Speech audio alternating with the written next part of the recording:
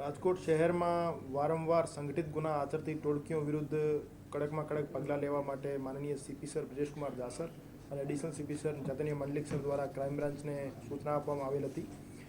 રાજકોટ શહેરને અપરાધમુક્ત કરવાની કાર્યવાહીના ભાગરૂપે આજે થોરાડા પોલીસ સ્ટેશનમાં છેલ્લા 10 વર્ષમાં સંગઠિત ગુના આચરતી અને સક્રિય સામજી મકા મકવાણાની ગેંગના 12 સભ્યો વિરુદ્ધ આજે જીસીટીઓસીની કાર્યવાહી કરવામાં આવેલ છે. એસીપી ક્રાઇમ શ્રી ભરત બસિયા સાહેબ, પીઆઈ શ્રી ગોંડિયા સાહેબ, પીઆઈ શ્રી ડામોર સાહેબ, પીઆઈ શ્રી જાદવ સાહેબ અને પીએસઆઈ શ્રી સીબી જાડેજા સાહેબની ટીમ દ્વારા મહેનત કરી આ દરખાસ્ત તૈયાર કરવામાં આવેલ છે.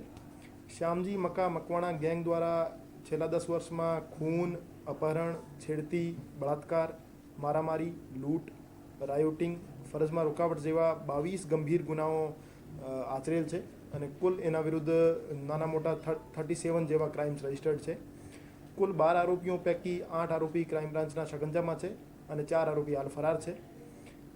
જે આરોપીઓ અટક થયેલા છે એ આરોપીઓ છે દેવસીભાઈ મક્કાભાઈ મકવાણા, દિલીપભાઈ પ્રેમજીભાઈ ચૌહાણ, ચિરાગ ભૈલુ શામજીભાઈ મકવાણા, કિરણ ખીમસુરિયા, અજય જાદવ, ગૌતમ ઉર્ફે ગોગો બારૈયા, નાગેશ ઉર્ફે લાલો શામજીભાઈ મકવાણા તેમજ મેહુલ કનુભાઈ સોલંકી.